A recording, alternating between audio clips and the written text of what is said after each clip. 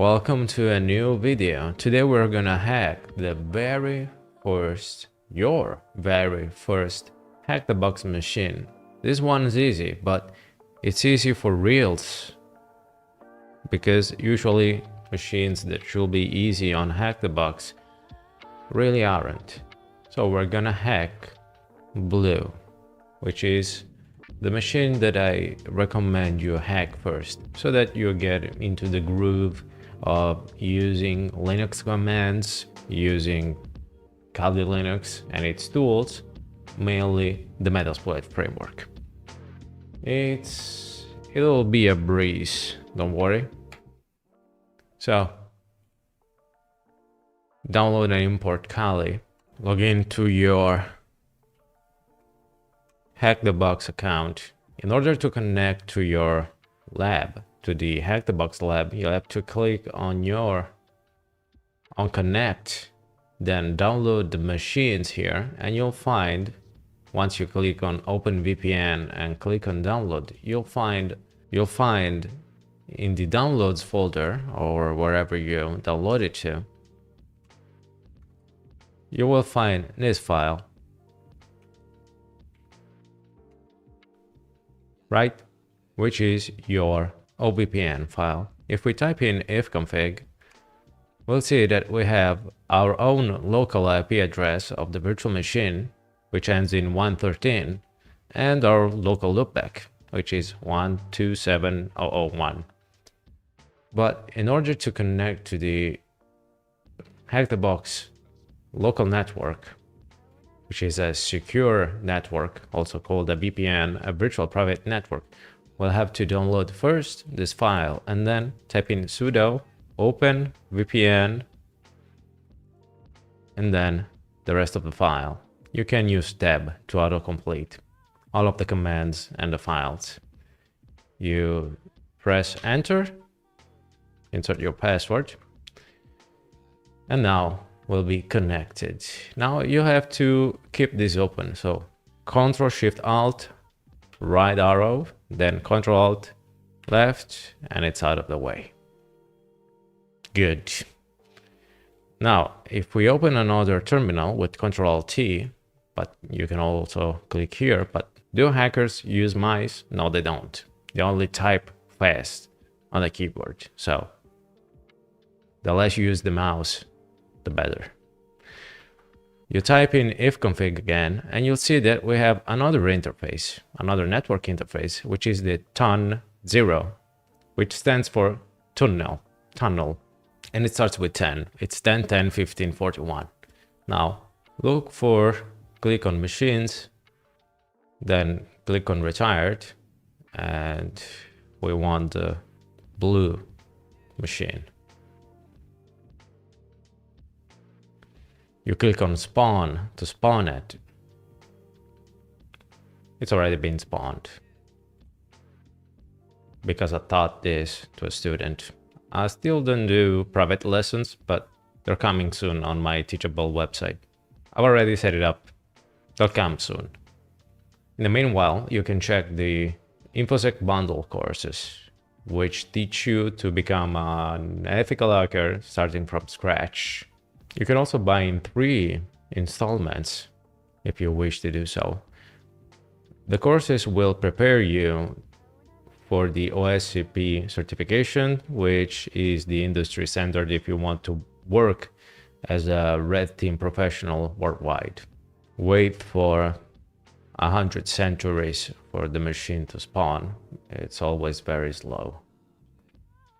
Thanks, Dubby. Now, we see that the target IP starts with 10, right? Just like our IP here. So the connections that we make to and from the machine will have to be in the same subnet. So this will be wrong. Keep this in mind. This is the most important thing out of this. So now we get the IP address of the machine that we're gonna hack. And the first thing that you have to do is to scan it with the Nmap tool to see which ports are open.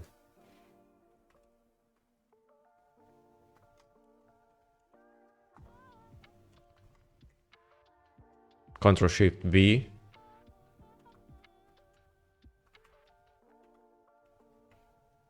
These options, dash A performs actually dash O to identify the operating system, dash trace route, which, you know, we're not interested in. We're not interested in seeing how many routers, how many gateways it goes through. We know where we are and where we're going. Dash PN, it treats the machine as if it's up. This is important sometimes when, you know, the connection is either a little shaky or if there are firewall rules that disable the ping command. These will come later. These are technical details, not very important. Just know that if Nmap tells you that the host seems down and doesn't continue the scan, just give it dash PN. Now, this is case sensitive. It's capital P, lowercase n. Now, dash P dash means scan all of the ports. If you do not define this, Nmap will scan the top 1000 ports. We want to scan all of them. Why? Well, because some smart-ass system administrator might think that if they put a service on another port, hackers will not be able to find them. But with dash P dash, we'll be able to find them anyway. Dash T5 is the timing template. It's the most aggressive. It generates lots of noise, but it's very fast. We are in a controlled environment and we really do not care about this. We want it to be fast. But in a professional penetration test, keep it at 3, which is the standard, and by standard, I mean you do not have to define it at all. Then the IP address, then dash ON basically tells Nmap, hey, save this to file. Press enter so that we launch our first Nmap scan ever, which has also been used in the Matrix movie, if you look close enough. Aggressive mood, yeah. It's the only way to do it. You can press enter at any time to check the progress of the scan. Dash SS is for the weak. Be as noisy as you can be. The Giga Chad ethical hacker doesn't give a shit. Hey, the server is down. Don't give a shit.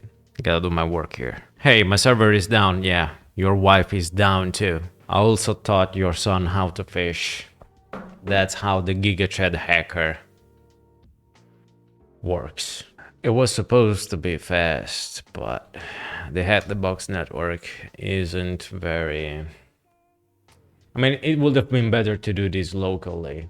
You can install either a simple Windows 7 machine to do this, because all Windows 7 machines are vulnerable to this, as long as the ports 139 and 445 are open. So it means you will have to basically just disable the firewall. And you might wonder, well, if you have to disable the firewall on a Windows 7 machine to make it hackable, then what's the point of this? Well, this is about Windows servers, where ports 135 and 445 need to be open because that's where employees share the files. So it means that mostly for the most part, these ports will be open in company settings, in company environments. It might also be closed to the outside world and only available within the company. But if there's an externally facing WordPress website, for example, hackers might be able to hack the WordPress instance via a vulnerable plugin, and once they're inside, they will get access to the open ports within the company. And once they do that, they will be able to attack the Windows server, the Windows 2012 server, which is the equivalent of Windows 7, right? And get administrative privileges. What does it mean that, what are the implications of becoming an administrator in a company setting? Well, they can close the doors. They can set off the fire alarm. They can print penises with the printers. They can install ransomware on each and every computer, like you will see on a Mr. Robot episode. They will basically own the entire company. So that's why you gotta update your Windows Server to the newest version. Or close off ports 139 and 445, which might or might not be possible. Patience is a key for a good hacker. Yeah, I agree. That's why we mostly resort to smoking cigars at a certain point in our career.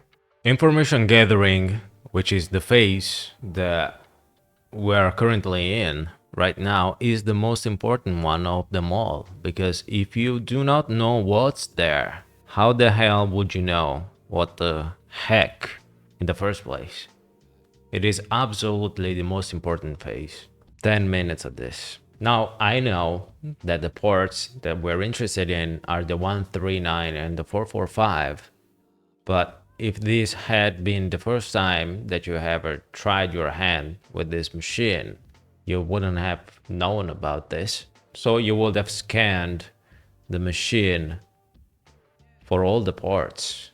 And I know it's slow, but it is very important that you do so, because services might be installed on non-standard ports. So yes, it is important for you to scan all of the damn ports every time.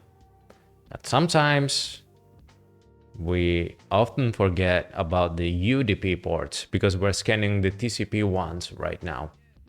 And one particularly frustrating thing about the UDP ports is that Nmap scans are very, very slow, and sometimes they can also be inaccurate. So yeah, you better find a hobby, something to do while Nmap finishes up. The elephant in the room. What is it? Which is it? UDP, you mean? Goddamn UDP, just prod the SNMP service directly. It's the culprit. Usually, it's always goddamn. It's either, it's always DNS. Well, in penetration testing, it's always SNMP.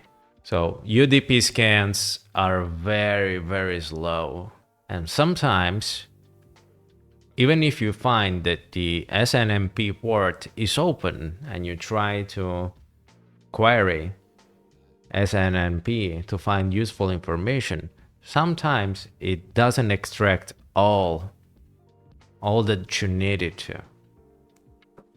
So it's extremely frustrating working with UDP in penetration tests. Now, as it's completing its thing, the first thing you will do is look for a remote command execution flaw. Remote command execution. Now we know it's Windows 7, as we'll know in a minute or hour on the internet. You'll have to do this every time. As you get more information, more data with Nmap and other tools, you will be able to form a more accurate query about the type of exploit that is more likely to work. And in our case, it'll be this. At the time, I thought this was a scam because I saw the paste bin and I thought they were just trying to scam people. But it turned out that it was true, and the NSA was using this for basically mass surveillance purposes. Snowden, has anyone heard about him? It might be a good idea to scan fewer ports, at least in this instance. But if this had been a machine that you never saw before, you would have had to keep on trying.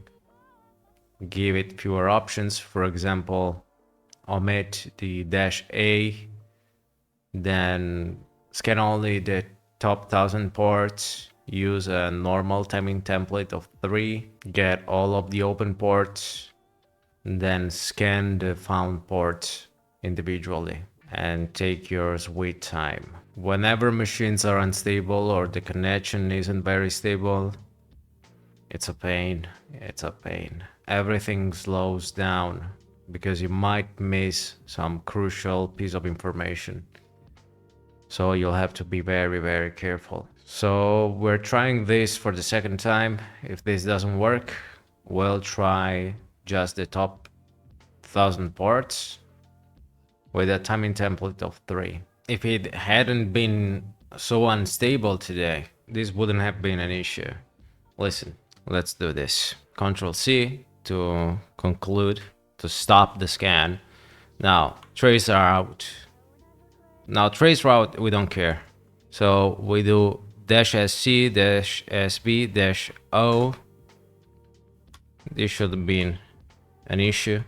So we only scan the top 1000 ports, and we want to see what TCP ports are open and what service versions we have. Now, they should be much quicker and should work. There's always an issue.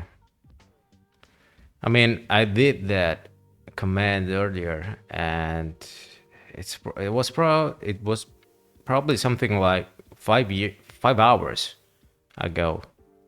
I did this with a student in a private lesson, and I encountered no issues whatsoever. Oh well. I think I said that traceroute, we weren't interested in traceroute, but I made a mistake. I actually used -A, which also performs the traceroute. That was a mistake on my part. Sorry about that. So it's, well, because I was taking a look at earlier notes where I used -A. That were older notes. I stopped doing -A, stopped doing traceroute because it, you just waste time. You just need -SC, which is default Nmap scripts, the -SV for the service versions, and -O to see which operating system we have. That's it. Now it's scanning the top 1000 ports.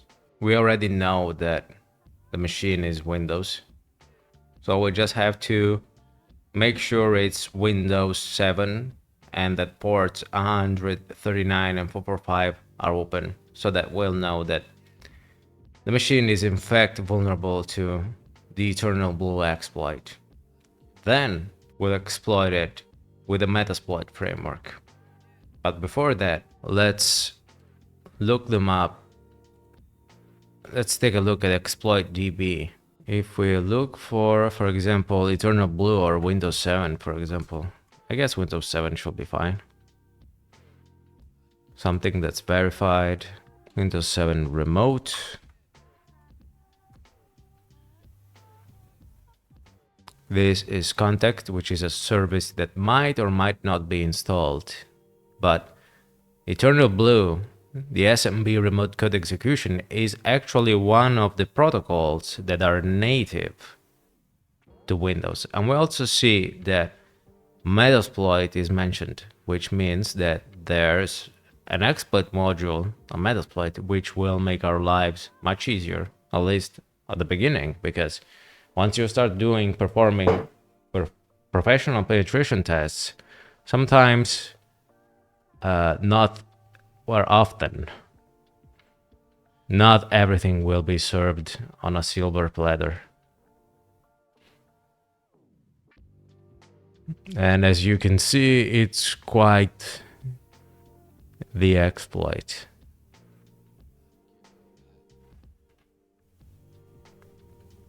Control-Shift-T to open another terminal pane.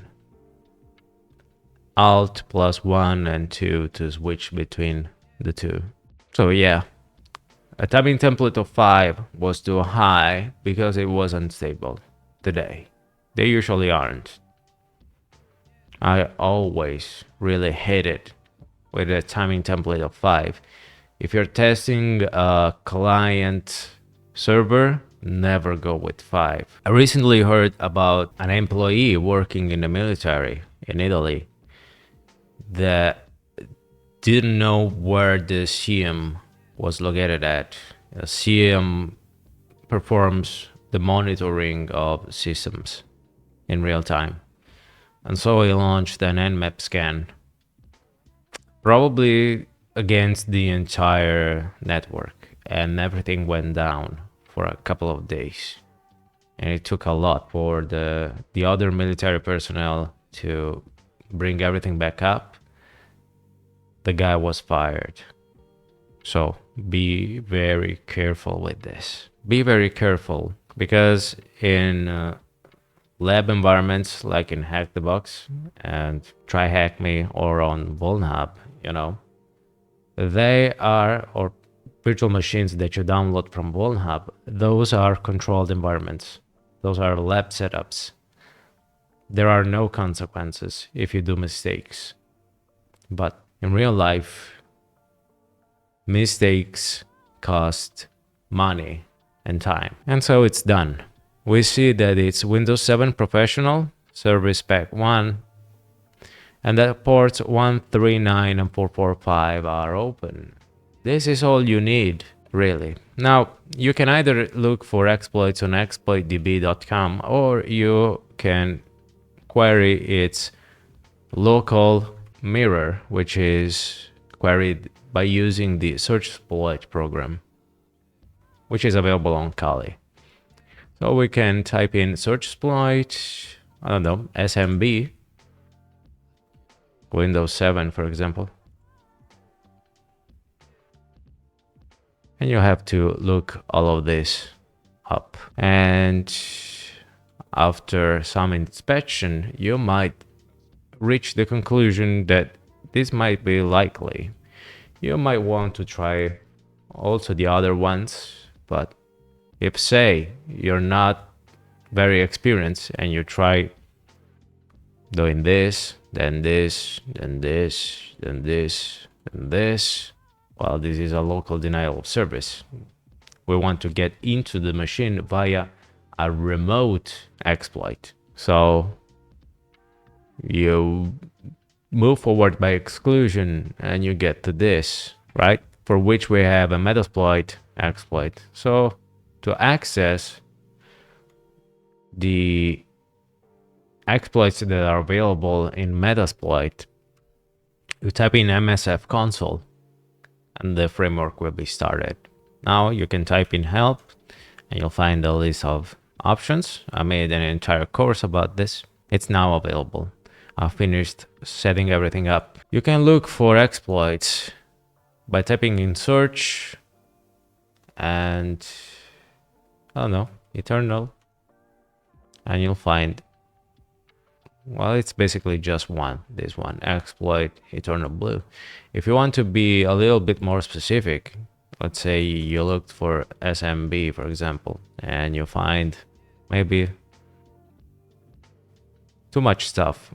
The framework, the Metasploit framework, is divided in modules, and you get into their context by using the word use. But if you see, you have payload, you have auxiliary, you have exploit. So if you want to further filter this list of results, you will type search, type, for example, exploit, then SMB, and it will find fewer of them, but they're still too much because SMB is quite generic. It's an entire protocol after all. So we might look for SMB Windows. Still too much. Or we can just look for Eternal Blue. And that will be it. Now, you can either select this, copy the selection, then type in use, Ctrl Shift V, and get into the exploit context. Type back to get back. To get back, that is out of the context of the exploit. Or since you see here, we have identifiers. You can also use 0. Let's see if it works. Okay, that's it. Now that we are in the exploit context, we type in options or show options, and we'll see a series of options that we can set. Now, R hosts. R stands for remote, and host is a device, such as a server or a computer. So you type in set to set the variable. Now, Linux is case sensitive, but the Metasploit framework isn't, so you don't have to type in uppercase. R host, which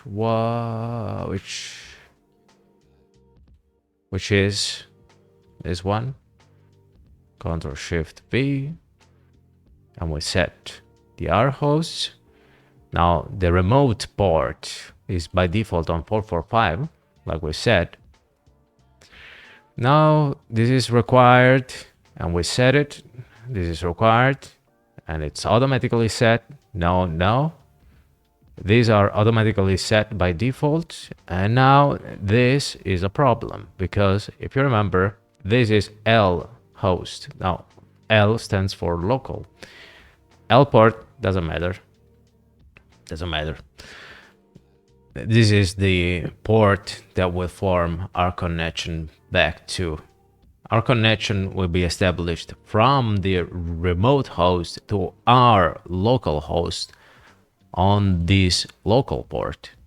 Host plus port, it's called a socket. Now, if we type in ifconfig, remember what I said earlier? This is local. This is on the VPN. We need to be on the same subnet, because otherwise the machines will not be able to communicate. They will not be able to establish a connection. So we set the local host to, look here, it's in the top right here. Ctrl Shift V. Now we type in options again, and we'll see that they're populated. If you can get more info about the exploit with info, of course. Released by Shadow Brokers. You can even take a look at the contents of the exploit with edit. Now this is Vim, so how to exit from this? I'm not going to tell you. I'm sorry, you're stuck here forever. It's :Q. I spared you this time around, but just because I like you. And now the last thing that we need to do is either type in run or exploit. And if we're lucky, we'll get in. When we're in Meterpreter. So we got a connection to our machine from the blue vulnerable virtual machine. What user are we on the system? It's NT authority system, which means we have the highest possible privilege on the machine. Now, the Meterpreter shell is basically a very sophisticated connection with, it's basically a suite of tools that you can launch on the machine for post-exploitation purposes. Post-exploitation, we just did the exploitation thing. So post-exploitation is after the exploitation, right? GetUID is the one that would just typed GetUID, get the user that the server is running as. We can execute commands, clear the event log to clear traces of intrusion. Now we can take screenshots, manually set on and off a keylogger, take a snap from the webcam. Now this is a headless server, so we don't have webcams. I don't think we can take screenshots.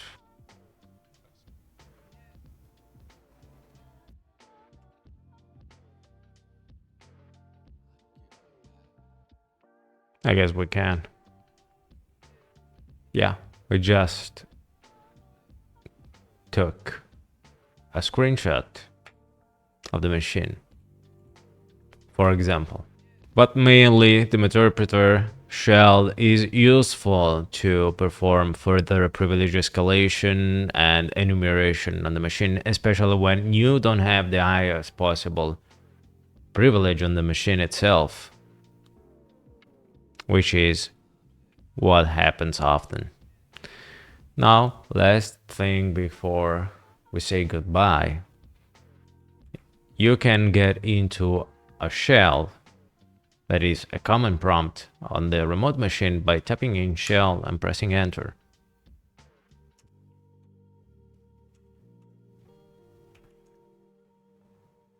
All right.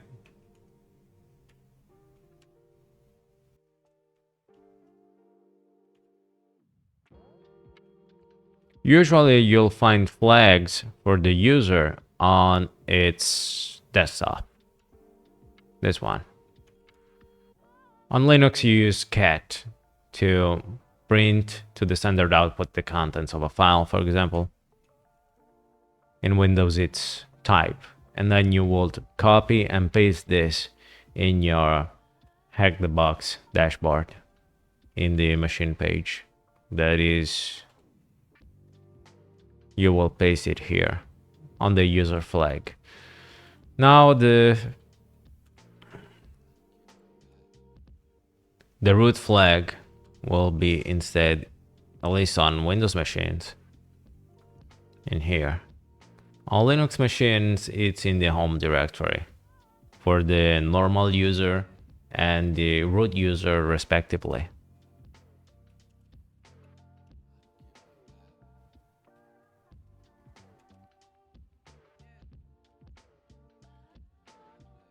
But, you know, the file names are always the same, so you can do a recursive search on Windows by typing in dir-s, then root. There you go. Or dir-s user.txt. The same goes for Linux, but you will have used the find command instead.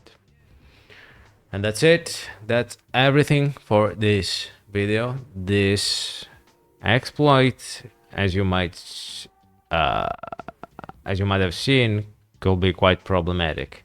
You just need to have Windows 7 or Windows Server or Windows Server 2012, and if those two ports are open, you can get in the system, no problem whatsoever. Thanks for watching. I want to remind you that I'm on Twitch on Mondays, Wednesdays, and on Fridays from, I don't know, just check the time zone. It depends where you live. Check the schedule and you'll see that if you're not sleeping and you're able to follow the Twitch live streams. Otherwise, I'll find you here. You'll find me here on YouTube with the next video. Next machines we'll be hacking will be Grandpa, Crafty, ICA1 from Vulnhub, Cap from Hack the Box, Mirai, and Permax. These are very interesting machines that are also quite accessible, so it'll be fun.